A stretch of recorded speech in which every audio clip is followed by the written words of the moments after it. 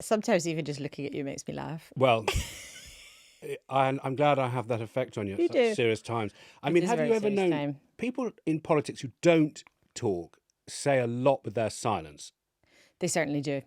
And this weekend, there is something of tumbleweed going across Westminster and also tumbleweed going across the metaphorical Westminster. However, behind closed doors, on people's phones in the last 24 hours, in personal meetings between the Prime Minister and some of his team yesterday, it has been already, as we discuss things on 2:05 on Saturday, an absolutely monumental weekend. Has a new senior Labour figure and Cabinet Secretary of State told him to push off? So, as I understand it, Yvette Cooper, the Foreign Secretary, is also now one of those who has said to Keir Starmer, perhaps you might want to think that this is not realistic for you to stay and fight. We know Heidi Alexander had done that already. I'm told that many other ministers have also now done that. I think that the number of people in Starmer's administration still saying to him, stand and fight, has dwindled very quickly. And I think even the mood around this huge decision, which only Keir Starmer can make, has changed a lot in the last 24 hours. So go back 24 hours, Friday afternoon, journalists like me are still getting briefings from Keir Starmer's allies that he would stand and fight Andy Burnham, who of course has just won the by-election. He thought he could beat him in any leadership contest. In fact, I was even told when Keir Starmer had decided that he would take on Andy Burnham was a fortnight ago when he saw Andy Burnham on that big Question Time special and he thought he didn't do it very well. He watched Andy Burnham then do an interview with Victoria on Newsnight where he failed to explain the fiscal rules, the rules on spending and borrowing. And then that Saturday, Keir Starmer phoned up his allies and said, I can beat him. I will stand and fight.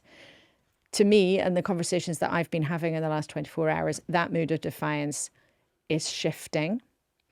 And I think by Monday morning, we might feel that things have moved very fast. So let's get underway with Saturday's newscast. Hello, it's Paddy in the studio. And it's Laura in the studio. And it's chaos in number 10 again. The chaos that Labour explicitly promised not to give me as a voter. They weren't going to do personality politics. They weren't going to do prime ministerial churn. He said it in Downing Street. They weren't going to do this. They said it again and again and again. And I'm going to do that thing today that I sometimes do. It's annoying, but I'm going to read you some of the things that people have told me because I want to explain to newscasters what's been going on behind closed doors in these conversations that people will have without revealing their identities, because it means that they can tell the truth privately. We can report on that then to give people a picture of what is really going on at a time when nobody wants to come out explicitly who's been on Keir Starmer's side. But there are people who are increasingly feeling that he is going to have to go. This is on to your point. One Labour advisor has worked for the party for a long time, just said to me simply, we promised people we weren't going to do this. And that is a big problem. And it might be the last promise that Keir Starmer breaks. He promised that he wouldn't do this. They promised that Labour would be different. They promised they wouldn't cycle through leaders in the way that the Conservatives did. But that looks like that is going to be what happens. We knew that there was a chance Andy Burnham would win. He won bigger than it was predicted. Luke Trill was here with us last weekend predicting a big turnout. It was a bigger turnout than the general election. By some way, yeah. So it's full beam message from the voters of Makerfield. Full beam message from the voters of Makerfield. We want Andy Burnham. Full beam message then from Andy Burnham's supporters to the party. He can beat reform. He is the special anointed one. He should come and do this for the party in the country, not just here in Makerfield. That on Thursday morning or the early hours of Friday morning was clear as day that that was his message. I mean, he didn't do a normal acceptance speech for a backbench MP. He basically said, Keir Starmer, I am coming for your job. And they are so kind of full of excitement and froth. And somebody on the up at their team said to me yesterday, you know, they are high on their own supply. You can see the pictures of Burnham's team are amazing. All the sort of cheering, clapping, all the rest. You know, they are absolutely believing, hoping they are on their way. But the shifting pattern of support, if you like, behind Starmer is really the critical thing, because it's not up to Andy Burnham to decide if and when Keir Starmer goes. It's not up to Andy Burnham to decide if he gets away with getting to number 10 without having a leadership contest. It's not up to Andy Burnham to decide, even if Starmer has concluded that he will resign, does he do it straight away? In which case, Andy Burnham, you're up and you better have some ideas and some plans. You better learn the fiscal rules. Correct. Or if Andy Burnham's desire is that Keir Starmer says, OK, we'll have a transition and you can move in September. But that's not in Andy Burnham's gift. It's not up to him. It's up to Keir Starmer. There's an unresolved debate in the party as well about whether there should be a contest. Lord Faulkner, former minister and the big figure in the Labour Party, said this morning it shouldn't be a contest. They should just get on with it. They should do it in mid-July, just like hand over the keys, just like that. Men in a room deciding who runs Britain. Men in a room deciding who runs Britain. Just for a change. Because there was talk. Harriet Harman floated the idea that if they did have a contest, a woman might be allowed to, because a woman's never actually allowed. Yes, a woman might be allowed Would you let somebody do it? That would be nice. I was being ironic. I wish I hadn't scratched this one. David Blunkett told me for Newsnight they can do this two ways: the shambles way or the organised way. So it's possible this weekend people are trying not to be the chaos maker, the rainmaker, because if I come out as a Burnham supporter and I'm in the cabinet, then I've created the chaos. It's on me. Correct. That said, there's a different argument about having a contest, is that it is vitally important to put Andy Burnham through his paces, because people don't know what he would actually want to do in government. And if there isn't a kind of contest of ideas in the Labour Party, then in 6 months' time, if Labour doesn't improve its fortunes in the polls, if Andy Burnham's in charge, and people will go, well, we never knew what he was going to do. He was never tested. And you might find, somebody in Starmer's camp was rather grimly joking to me yesterday, you might find that the same people who are currently proclaiming loudly that Burnham must be installed immediately and it's all over for Keir Starmer, might in 6 months' time be complaining loudly, well, of course, Andy Burnham was never tested, and if only we had had a chance to put him through his paces. So none of this is straightforward. There are no good choices here. The public might recoil from a contest because every single political contest I've ever covered, at the beginning, the politicians say, we'll be very civil, we'll do this in a gentlemanly manner, we'll have a discussion about ideas and debates and all the rest, and we won't tear lumps out of each other. What happens when they actually get into the trenches to try to win a political war is they start tearing lumps out of each other. That is politics, I'm afraid. It might not be pretty, you might not like it, but that's how it's done. What I want to go back to, though, is your dreadful assertion that women have never got anything to do with politics. There's a very, very important woman this weekend, Victoria Starmer. So the Prime Minister is with his wife at Chequers this weekend. People who know him well have said to me, he's just desperate to talk to her about it, to make his plan, to absorb, I think, the enormity of what is happening. And that is what he is doing this weekend. Andy Burnham is also somewhere in a secret location away with his family. So I've been kind of entertaining myself with the idea that you've got basically these two middle-aged blokes both on mini breaks with their families while the fate of the country is being decided. And it's just an extraordinary place that we've got ourselves to, actually, as a nation. I mean, it's extraordinary. It's not just extraordinary because Labour promised they wouldn't do it. But if you'd said to anyone like 10 years ago, oh yeah, Britain will have 7 prime ministers in a decade, you'd have thought they were off their head. I mean, it's a completely I hate the word unprecedented, but I was about to say it. This is just a massive twist in what has become, our politics just become this sort of never-ending drama. Although I think it's important to say, though, too, when Labour politicians castigated the Tories time and time and time again for changing leaders, there's nothing wrong with changing the leader if the next leader then does well. Which happened. It did. The Tories got rid of Theresa May. Boris Johnson then won them a massive majority. 90 seats. And 80 seats. 80 seats. Sorry. 80 seats. 80 seats. And that showed that he had the mo. Correct. That showed that he had a mandate. That showed that his get Brexit done thing would change history in what we call the Red Wall, but you hate all the wall analogies, but in seats that had never gone Tory. Correct. So that was the public speaking. So the argument really comes down to, has 77,000 people in Makerfield, of whom 55% of whom voted for one man, is that the same as the public speaking? And the Prime Minister is in the position of arguing on Friday that it's not the same as the public speaking. And on Friday, people were saying to me things like, well, it's fantastic. And actually, someone said in number 10, it's fantastic that he got 21,500 votes. Really? Is that But Keir Starmer has a mandate of many million voters.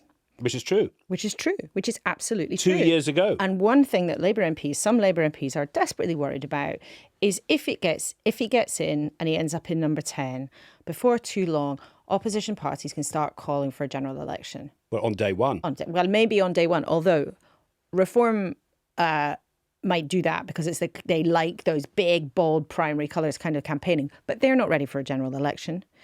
The Conservatives don't want a general election now because they're not ready for a general election either. And they believe that Kemi Badenoch's sort of on a bit of an upswing.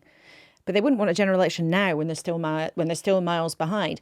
But look, we'll see. I mean, Labour MPs would not want there to be a general election. Well, because nearly 70% of the public did not vote Labour. Correct. The big, massive majority of 7,000 MPs was gained on 30% and change. Well, that's right. I mean, it was that coalition that was stretched so far because they just wanted to be sure that they won. So they did this sort of they travelled light, didn't have much in the manifesto, ruled out all sorts of things because they wanted to get literally as many bums on seats as possible in Parliament. There's a retrospective debate about whether they should have accepted that they'd have had a smaller majority, but had a much more compelling programme and had the balls to say, we'll put up some taxes or something like that. But there's no point in having that debate now. That is all in the rear view mirror. But it's still extraordinary to me, the notion that somebody can have a huge majority in 2024 and less than 2 years later be on the verge of getting their P45. I mean, it's just an extraordinary thing. I should say that, look, none of this is certain. Right? I should say that I was going to ask you, have we exhausted your WhatsApp messages? No. I'm only just beginning. But I know we have other things.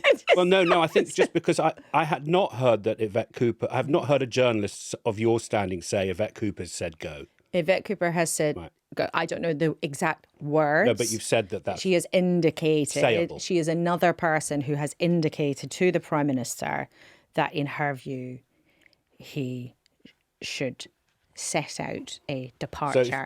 And just to add to that, I think you have to kind of understand a bit also about how these conversations take place. So sometimes these are sort of reported in a way like somebody marched in, they banged the desk and they said you have to leave. These are all people who've worked together for years. It's kind of not really the way it plays out. I think the conversations are more like, are you really sure that you would want to fight this? Or the way another one is explained to me is like, look, basically Keir Starmer is sort of leading the conversation in a kind of, well, what do you think is realistic? What should I do? What would you do? That kind of thing. But I think here is the driving thing. Keir Starmer believed that he could beat Andy Burnham, it seems to me, until really quite recently. Most people in the Labour Party think that's nuts. Right? We don't know because there might never be a contest. There could have been a contest. We're in the parallel world. Who knows? But most people in the Labour Party think that it's nuts, as one government source said to me. And therefore what you've seen is previously loyal ministers who have been worried, in the words of one cabinet source, about him humiliating himself.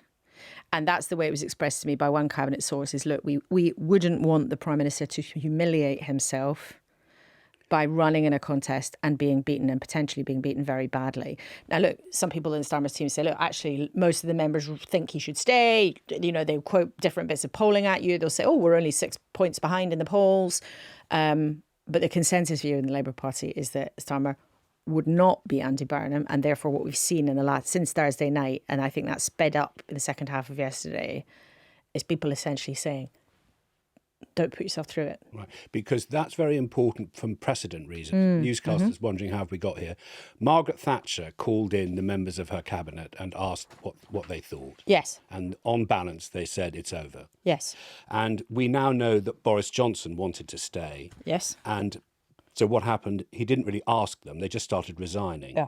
And what David Blunkett said to me was that that's a shambles that he wants the party to avoid. Yes. So once you start getting to resignations, he has to go anyway, because under our system, the Prime Minister has to command the confidence of the House of Commons. And if he can't make a government, he wouldn't win the confidence of the House of Commons. So that's the sort of awful nightmare facing them all. That's right. And if Starmer actually decides that he will fight it, which is still possible, nothing is certain, although I'm explaining the way the mood seems to me to have moved between Friday and Saturday afternoon. If he were to decide to try and fight, what I expect would happen then is you would get Andy Burnham's supporters either publishing or going in with a list of well over 100 MPs who would back them. I think in that situation, you might then see resignations start to begin, so that publicly the government starts to kind of fall apart in front of our eyes. And I think people want to avoid that. I think they don't want to have that kind of the Jenga tower just falling down. Far better to see something kind of orderly. But, in politics, there's nothing orderly about a prime minister leaving office, however you look at it. Like, you might be able to avoid a sort of car crash where you have a couple of days of really embarrassing things with people coming out and saying ever more terrible things about Keir Starmer in a personal, mean and nasty way. But a change of prime minister is such a huge thing. What does that say to our allies around the world? That we look less stable than we pretend to be or claim to be. What does it say to the financial markets? They don't know who the next chancellor might be. The country's got a lot of debt. What effect does that have on the price of borrowing? Like it or not, this country owes an awful lot of money to the financial markets that has to be paid back. And that's a big cost to taxpayers and a big cost to the country. What does it say also to people in various different, whether you're in the health service or whether you're in defence or whether you're working in the Department for Work and Pensions? You have a kind of a break in the progress of decision making. Every week the government's meant to be making thousands and thousands of decisions. If you change the person at the top, they might come in and with a whole lot of new ministers, everything stops for a while. And we know in this country already, people look at government and think, oh my God, it doesn't work. And I think something that's not been discussed that much yet is Andy Burnham is, to a lot of people, they know who he is, right? He's famous. He's well known. He has personal popularity, which most politicians don't, right? However, his whole shtick about putting the north of England and the people of Makerfield at the heart of every decision that he makes. And he talks about Makerfield as a kind of proxy for all the towns and villages around the country that have been left behind, is the kind of shtick that he goes with. There are going to be a lot of voters who don't like that. There are going to be voters, potentially, particularly in the south of England, maybe in other parts of the country, who think, well, hang on a minute, why is the northwest more important than everybody else? Why is my life being seen through the prism of communities in the northwest of England with whom I've got not very much in common? So there's risk all around. But I think the fundamental thing to say to newscasters this week is the Labour Party has now decisively concluded that the risks around replacing Keir Starmer are smaller than the risk of allowing him to stay. And that's where we've got to. And that means, in all likelihood, there is going to be another Prime Minister. And the timetable of the next few days would mean that the language is going to have to start changing from people around Keir Starmer. If we're going to sort of roll the pitch, a phrase we don't often use, and I'm the one who's now used it. If we're going to prepare people for the fact that the Prime Minister's changing his thinking, what kind of person says what when? Because if I go around the cabinet, I'm told that Ed Miliband and Shabana Mahmood have already advised him to go. Oh, they did some time ago. Right. So who is there in the cabinet who comes onto a microphone and says what words that will be a clue? So Peter Kyle, the business secretary, is joining us on TV tomorrow morning. I don't know what he's going to say. I mean, it might be quite surreal, right? And I don't know yet what politicians who are popping up in studios tomorrow, how are they going to handle this? But I tell you, I will be listening very, very, very, very carefully. And I do believe that there will be a change in their language, which we can pour over tomorrow from what the Prime Minister was saying on Friday. Which is, I'm going to run. Which is, I'm going to fight. And of course, if there's a contest, there is no contest. There is no contest. If there's a contest, I will run, but there is no contest. I mean, it's like, there's a giant sort of big bird standing behind you with a big sign saying, Contest, got it. There is no contest. Let me tell you. I mean, he couldn't say anything else, right? Of course, the Prime Ministers, since time immemorial, have to sometimes say things that make them sound either like they are completely delusional or that they are, not cognizant of some quite basic facts. But yeah, technically, there is still not a contest, except a man called Andy Burnham stood on stage and said to the nation, I am coming for your job. Also, he has said, I will join a contest. So he is on the record joining a contest. He has, but he wouldn't trigger it. So that's the thing. But look, I would say this again. Look, nothing is certain. And of course, I'm going to look like a prize plum next week if actually Keir Starmer comes out and says, I'm going to fight, or Andy Burnham says, it says, actually, I don't want the job after all. Look, other things could still happen. But my impression as we're talking at 2:30 on Saturday is that events really might move quite quickly towards some form of transition, really, in the next coming days. So I am foolishly putting my neck on the line if we're wrong. I will be delighted to say next week, of course, we were wrong with transparency. You put your neck on the line and sometimes it gets chopped off. But, that is my impression of based on my conversations with different sources in the last, 48 hours and probably in the last 20 years. These are all kind of, that's where I think we are heading for. And I think in common with other newscasters, I want to know where you think we're heading. Also, I'm very interested in the fact that Lady Victoria and Sir Keir are together at Chequers. At Chequers. So you've got the sense of the history there. You've got the sense of the moment. The personal meets the public, and that. That's right. And David Blunkett said to me, it's a decision he has to take with Lady Victoria. Yes. And even mentioning Victoria's name in public is a push towards the exit door, really, isn't it? It is, because I think in the end, politics is a rough old business. But these are also, they're human beings, politicians. And I admire people who go into politics because they give up an awful lot. Yes, if you get to the top, you get huge power. You have huge privilege. You have huge influence and all those things that you might have craved if you were, cravenly ambitious from a young age and wanted to be the Prime Minister or the King of the world, as Boris Johnson wanted to be when he was a kid. But they also sacrifice an awful lot. They sacrifice privacy. They sacrifice anything like a good night's sleep. They work demonic hours. They're under huge pressure all the time. They're under intense scrutiny.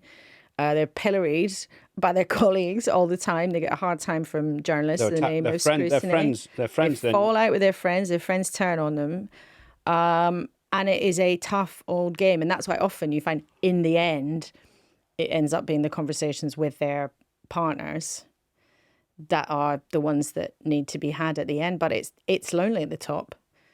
I mean, I've seen them come and go, and the removal vans arrive. It is lonely and tough, and I don't feel, I'm not saying newscasters should feel sorry for politicians, but they're human beings.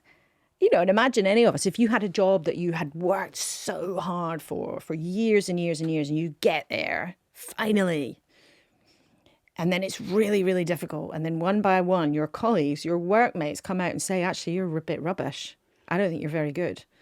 Oh, I don't think you're very good. Oh, I don't think you're very good. And a longer and longer list of people comes along saying, I think you're really bad. You're going to have to go. And then in the end, even some of your most loyal colleagues say, I think it's time. I think most of us would just want to hide under the duvet, right, with a giant bag of crisps. And he has to tell the country what he's going to do too. And do it all in front of the cameras. I think it is very important perspective. I think all of us have argued for decency. Yeah. And also there's another chilling part listening to what you're saying, which is Andy Burnham, be careful what you wish for. Yeah.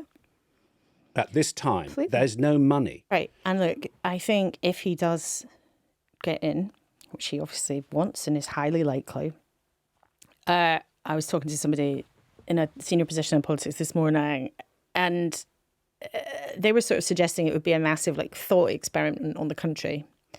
So Keir Starmer never promised to be fun and happy and make people feel good and go and be pictured hugging grannies and drinking pints and being with the people.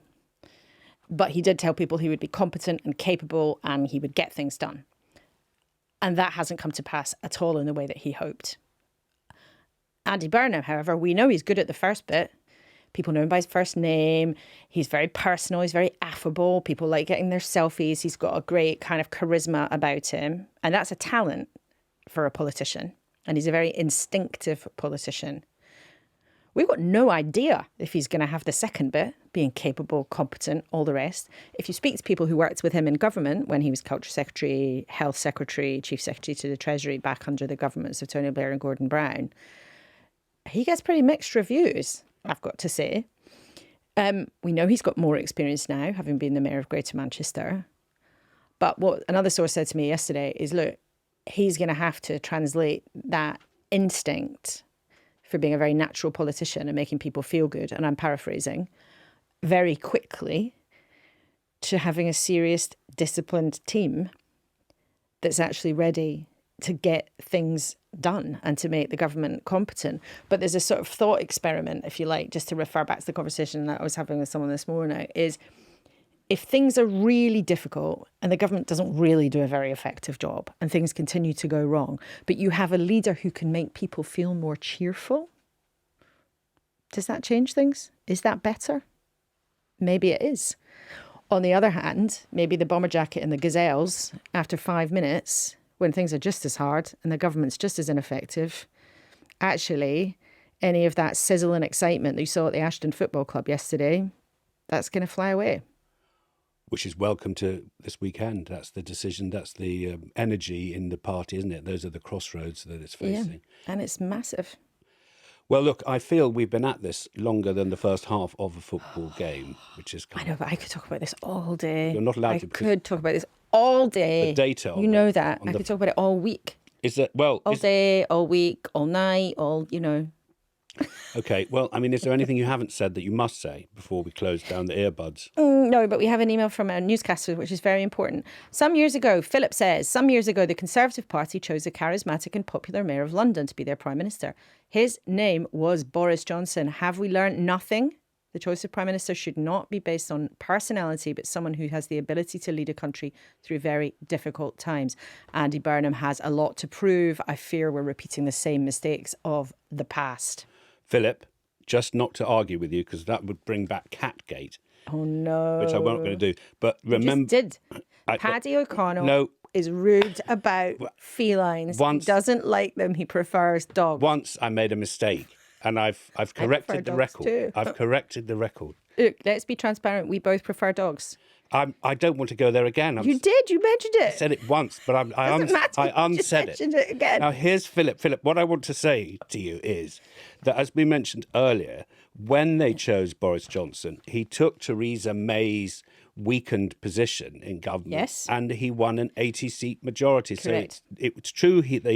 So when you say have we learnt nothing, you could argue that both ways, because obviously it didn't end well, the Boris Johnson project. No, but we don't know what would have happened if it hadn't been a pandemic and all of those kinds of things. And yeah, there was someone else in the Labour Party who was saying that to me. Look, this, and they were kind of a bit cross because they think this idea that changing the leader is always a disaster actually is wrong-headed because the circumstances are always different. However, Andy Wilson, I want to read out Andy Wilson's email because he said, I can't wait for Laura to ask this question once more this weekend on Newscast, and now she can give the answer. Is it Makerfield or Breakerfield? It's Makerfield for Andy Burnham.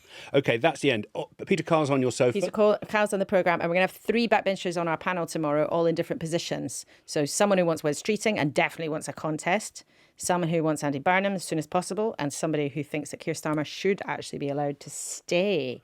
So we'll have 3 politicians fighting it out. We're also going to hear from Simon Case, the former Cabinet Secretary, about what it's like when there's a transition in the government, because that's, you know, there's big questions about whether or not it's good for the country to keep changing leaders. And we're talking to a few other people. It's going to be a busy, busy show. Great. So we're doing the Sunday Scoops at All Revealed. We are also talking to Dame Mary Beard about the sort of classical personal tragedy that comes out, this eternal fight for power, the rivalries. The Romans were always afraid of the enemy from the north. Yes. And we're talking about the heat wave. And the solstice falls during our programmes at 9:24. Oh, does it? Yes, the actual moment. Oh. The astronomical. What does that solstice. mean? It means a great deal. But we're right at the end. It means it's the longest time our hemisphere is exposed to the sun. It's the longest day, but it means a very great deal, Laura. Okay, well, you can explain it to me in more detail tomorrow. So to you listening, we say thank you very much and goodbye. Goodbye.